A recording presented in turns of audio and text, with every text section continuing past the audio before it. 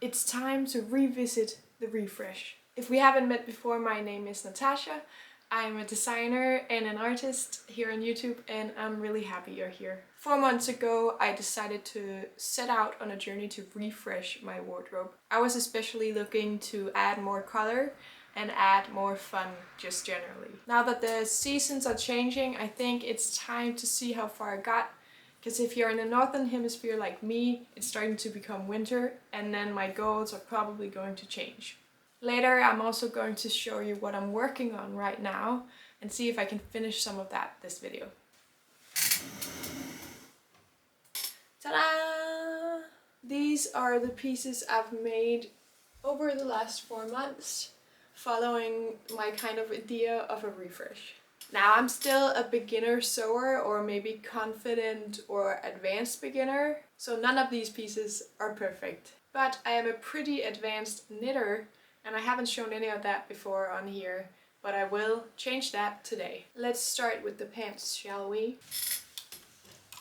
These two are pants that I made in the same video. I use these a lot, but unfortunately only around the house. This was always meant to be just at home, so that's fine.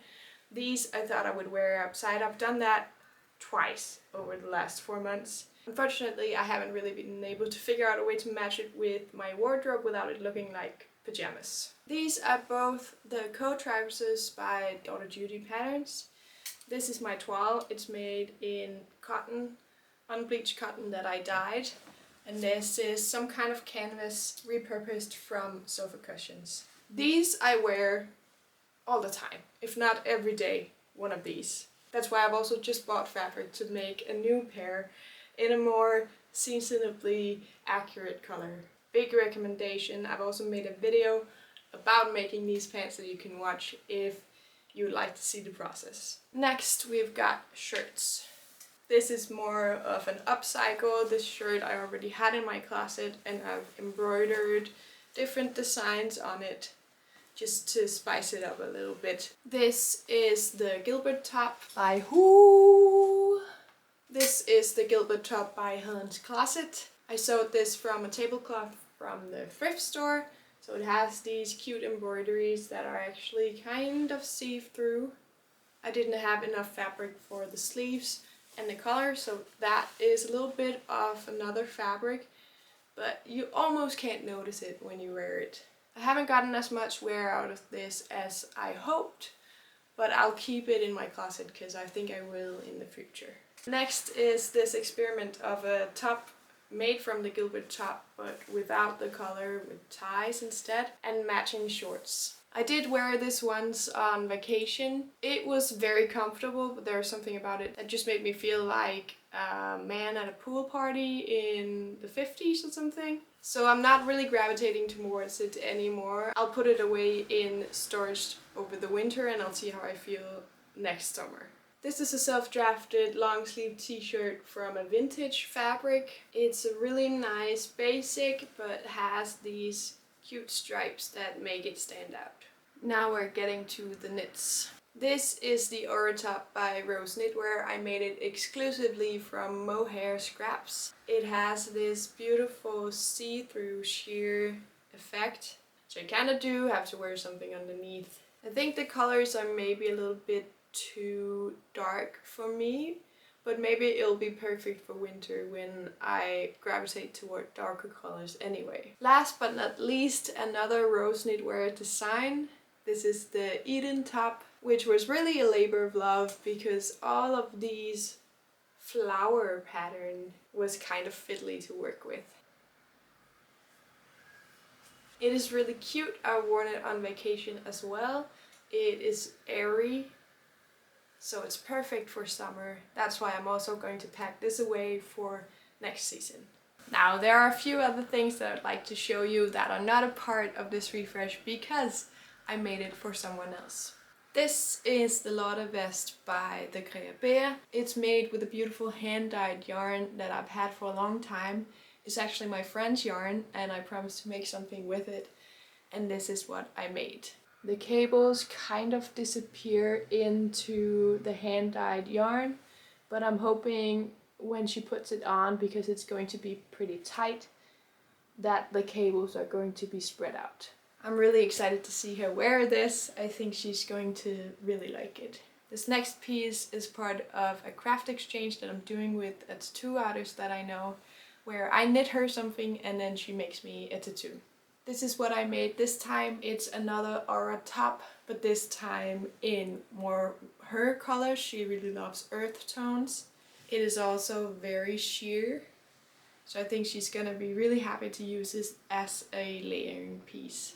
Now for my next trick, I want to show you what is in progress and see if I can't finish them before this video ends. Welcome to the place where I do all of my knitting except for when I knit on trains. Knitting is something I was taught when I was a kid, but I only really picked it up as a hobby in 2020. That makes it over 5 years since I started knitting, which is a lot longer than I've been sewing. Scandinavian designers are really popular. I knit a lot of Scandinavian designers as well. I do try to diversify a little bit, but all of these projects are actually patterns by Scandinavian designers. I have 1, 2, 3, 4 projects going right now. 5. So let's talk about it. The first project I want to talk about is the cardigan number 8. The designer is my favorite things knitwear. I've had to order more yarn because I actually ran out. I think it's because I didn't follow the yarn recommendation on the pattern, so I'm missing like 4 skeins. I've been knitting the button band, and as you can see, I've stopped right there because I don't have any more yarn, so I need yarn for the button band and the sleeves. I really enjoy knitting a double knitted button band because it just turns out so neat. Look at this finish on the inside. That is so beautiful. I have now cast off the button band, and this is the cardigan so far. It's actually knitted in the smallest size, in size extra small, because the design is really oversized, but I didn't want that like total oversized baggy look. So I'm doing it in a smaller size. I've done it before, so I know that it's still going to fit me. I also added about 5 centimeters to the bottom, just because that hit me on my waist a little better. Now I'm traveling to Sleeve Island. I'll pick up stitches around the armhole, cast on the sleeve, and hopefully it will just go by really fast in the round.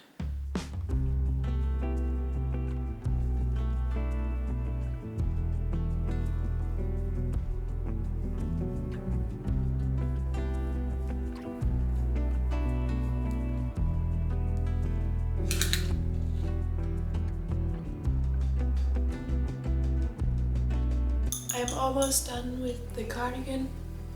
One sleeve is done, the other just needs the last rib band at the bottom. Then tying in all the loose ends, giving it a little bit of a block, and then putting in my pretty little buttons.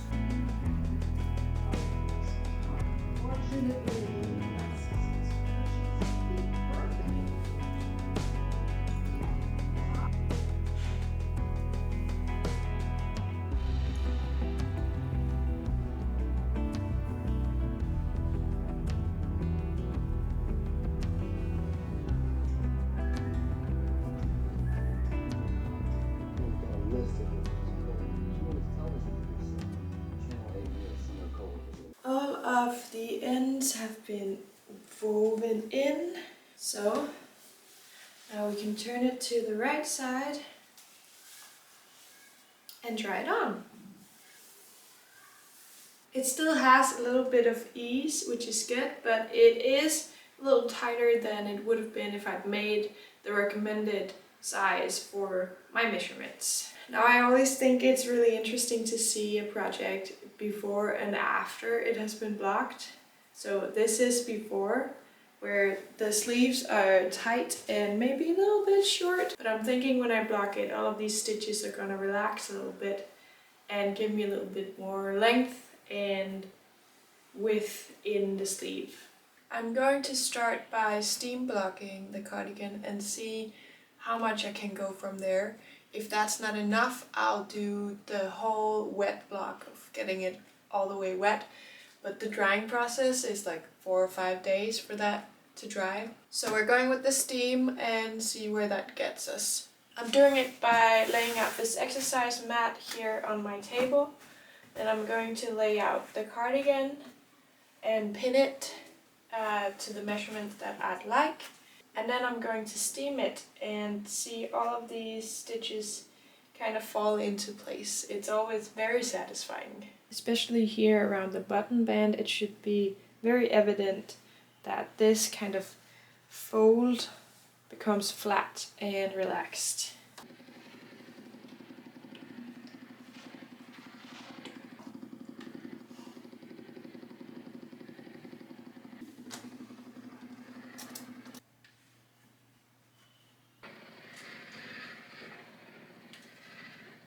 Now it's kind of laying there like Jesus on the cross, and it's going to be drying a little bit. This will be a very quick process compared to washing it, getting it completely soaked.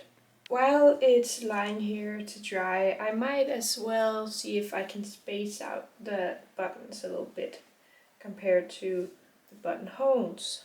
See, these buttons, the two holes that you put the thread through are not really straight on the star. If the holes have to be straight, it has to be like angled a little bit. Or like this, then they're straight, but the other way. This looks a lot like a cookie or something with the buttons all the way down the jacket. Do I want it straight on like this with the holes in the middle? Or do I want to kind of angle it a little bit and get the holes on a vertical line instead? I think this is prettier actually.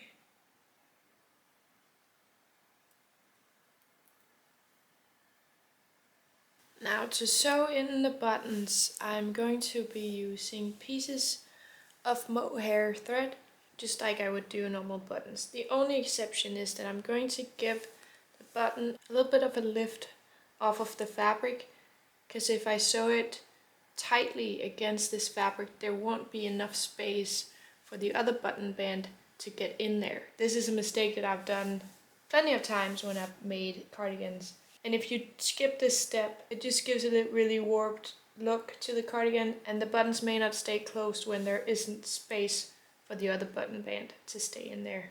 I've threaded the button through just one time, and what I'm doing is holding it out a little bit just to make sure that there's some room in the back. I'm threading it not all the way in the back, but just the back of the button, and then I twist the thread around, creating a little bit of a platform for the button to sit on.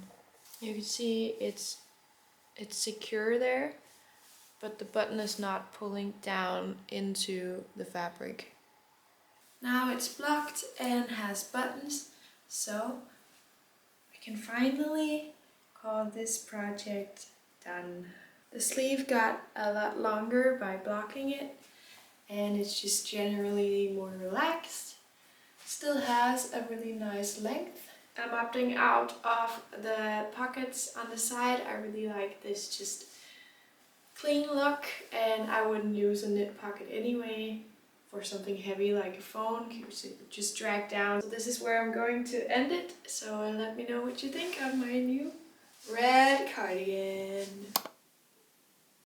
This next project have been laying around for a while as well.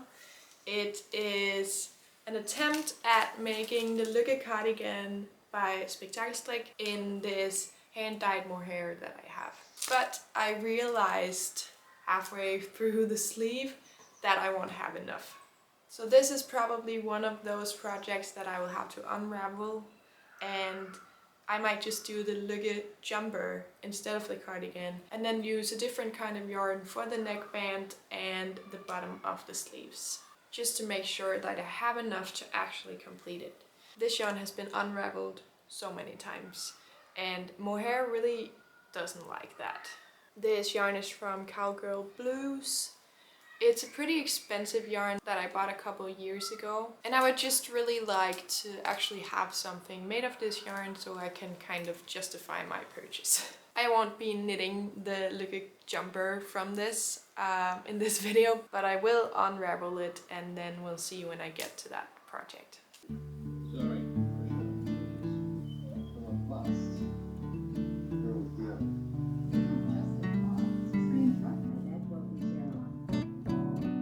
Dimitri wasn't tortured, maybe he was the one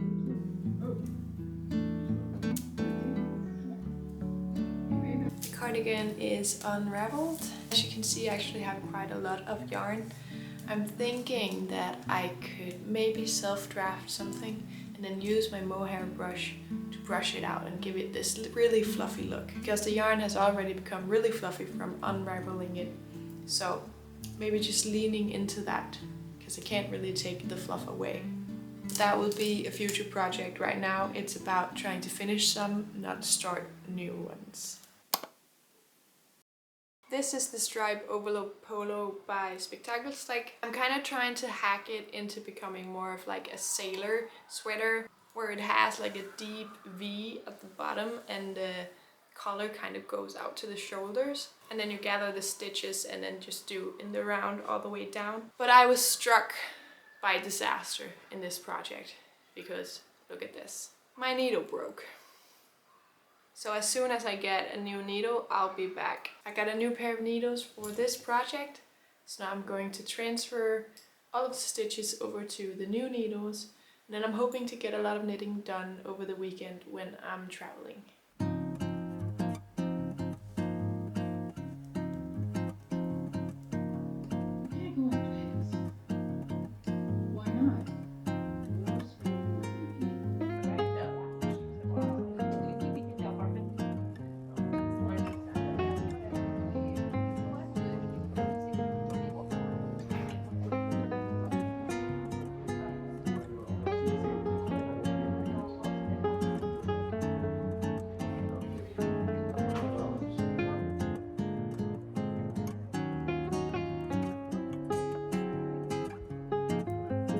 Despite all of my knitting in various places, I didn't finish this sweater. This is how far I got, and trying it on like this just gives a really good idea of how it's going to look in the end. I really like this deep V here with the collar. I think it suits me better than the collar being closed all the way up here. So I'm really happy with that. I'm going to continue working on it and hopefully finish it before it gets too cold outside. This project has been in my bin for years. My knitting app says it's been since the 1st of May 2023, so it's time. It's the Cotton and Knit Sweater by Lauder Dalgaard. The design was a part of an exhibition at this seafaring museum, and a lot of the techniques are a combination of old seafaring techniques that the sailors would use on their shirts. I've actually come so far in this project that I have both of the sleeves and the front. One of the sleeves has this amazing lobster on it that was really fun to make. As you can see, it's really just a mismatch of colors and just leftover scraps that I had. This is the start of the bottom. It has this cool color work. And the point of the back is you make all of these little pieces of different techniques and then you sew them all together and it creates the back. And for some reason I haven't been wanting to do that. I've been thinking, oh, can I make maybe just rows of the same technique? But maybe I should just do what the design is and just complete the sweater already. Will I wear this when it's done, or is it too crazy? Time will tell. I remember now why I've left this sweater abandoned for so long, and it's because this pattern is really hard to read. There's no one holding your hand in this pattern. It's the tiniest of fonts, and it's really hard to find where you've been and what is the next thing to do, because there's really no line separation and a bunch of abbreviations and references to diagrams that are in another file, but we're going to soldier through. I just want to warn you, I am a pretty advanced knitter and I think this is hard. It is a free pattern, so it's available to anybody who just searches caught in the net, who wants to do something a little crazy and maybe challenge yourself a little bit. But be prepared to really focus. You can't watch TV while you're reading these instructions. I started on one of these panels and I just couldn't get it to work, so now I'm doing this fake honeycomb stitch instead. When I've done all 3 of these panels with different techniques, I can seam them together and do the top of the back. And here it is, the honeycomb is done. The next panel was actually supposed to be honeycomb, real honeycomb, like the one I did on the sleeve here. But since I don't want 2 panels of honeycomb right next to each other, I'm kind of freestyling a little bit of color work, just adding different scraps that I have lying around and just having a little bit of fun with it. The back is not gonna follow the pattern exactly. This is also because the pattern is actually really hard to read. I may have just reached a part of knitting that I'm not that familiar with and that I need more practice in. And that's okay and kind of refreshing to try something new and find out that it's not that easy. There is a challenge still somewhere. Now the last panel is done and I will seam these pieces together so that I can finally start on the top of the back.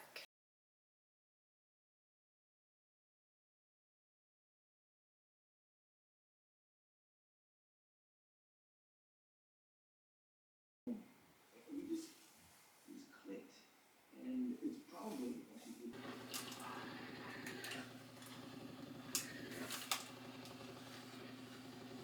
The pieces are seamed together now and I just gave it a little bit of a block, a little bit of a steam block, just to make all of these edges relax a little bit. This is how the piece looks at this point. There is a lot of reds and yellows in here, but those are just the colors that I have a lot of leftovers from. So it might just be that it's going to be in the family of those colors for the rest of the way as well. But that's the fun part of doing something with scraps and leftover yarn. You can really just play around with it and see what you'd like to do. I have been knitting all night and I almost can't see straight, but I did finish the back of the sweater, or at least my version of the back of the sweater. I changed quite a lot of things because some of the techniques were just too time consuming for the time frame that I wanted to get this done in. Now tomorrow I can finally sew all of the pieces together, pick up stitches for the neckline, and then this sweater will be done after 2.5 years of procrastination. It's the next morning and I'm about to do something potentially stupid. The seams in this sweater, I'm going to try to overlock them. Hear me out. I did a test on one of the sleeves. It looks like this. On the right side, it looks like this. It looks like it's possible and that it might make this assembly a lot easier than hand sewing it. Serging it together will also take care of all of these threads that I have on the edges and just nicely finish those. So we'll give it a go and make mistakes if necessary. I woke up today and chose convenience. Now I'm not actually putting the foot of the machine down because I want to be able to feed it through nice and regularly and not have the knit smashed, because then I think it will just pull it instead of giving it a nice stretch. This is just my theory.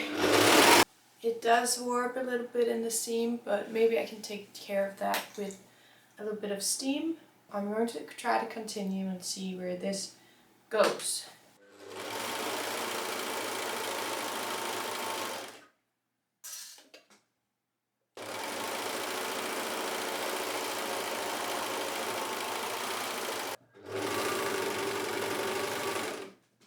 For the record, I don't think you should do this with a project that's really precious to you, because it's not a good solution. But for this trash project, where I just want things to be done, it's looking pretty nice. I am seeing a bit of pulling here. You can see the stitch kind of peeking out through.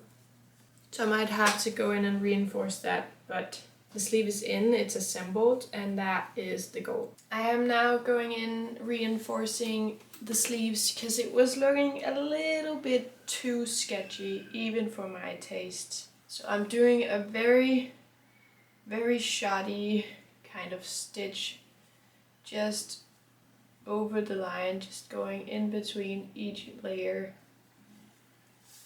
and pulling through. Especially on the shoulder, there's going to be a lot more weight than in a lot of other places on this sweater, because that's like one of the structural seams. It's where the whole garment hangs from, so it needs to be able to support that. I'm picking up stitches around the neckline, and I'm really hoping that this will kind of scrunch together the whole sweater up here, because it's very wide right here. So as soon as you put in the neckline and it's a smaller needle, it will tighten everything and hopefully give it a little bit more shape around the neck.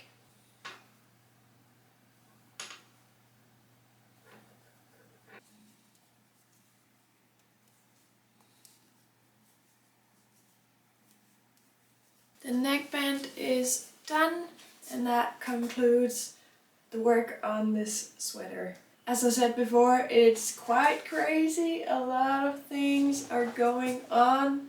That is the point of this design, but that also means that I probably won't be wearing this as like an everyday thing. When I initially started this project, it wasn't to wear the sweater when it was done. It was really just to try to spend some time being out of the box creative and just trying all of these different techniques and seeing if I can actually complete it. There are a few things that I actually like. I think these twists with the different colors are really fun, and the applique of the lobster is also a really fun idea and opens up a lot of possibilities for 3D knit. So if you're trying to get rid of a lot of scraps, this might be a project for you, but let me know if you would actually wear it. Last but not least, we have the mood sweater by Spektakelstrik. I have knitted this design 5 times now. This time I just really wanted to go all out and make a crazy multicolored version. School bell. So I've been working on the body and one of the sleeves. And the next thing I should do is start the other sleeve. But I kind of have a problem with this sleeve. I think the bottom might become too tight. I might want a more wide sleeve at the bottom. And I'm not sure I like this color combo right here with the rest of the sweater. It stands out too much. And I really tried to make it one dark background, one light background, and these are kind of too close to each other too. So I might just unravel this sleeve, start wider at the end, do less increases up until this point, and pick some other colors. I really like my color choice on the bottom, especially this yellow with red and the blue on blue. So maybe I should just get some more yarn in these colors and do it on the sleeve too, instead of doing completely different colors on the sleeve.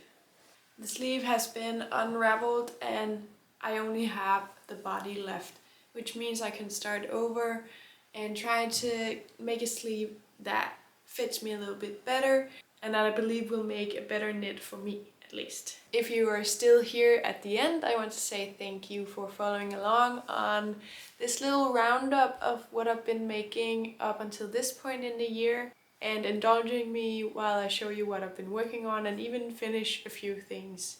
It's always nice to have a few things off the to-do list, having a project that you know you just have to unravel.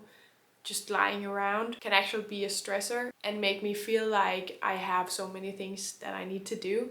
So having that out of the way is just a relief, and now I can rethink what I would like to make with that yarn.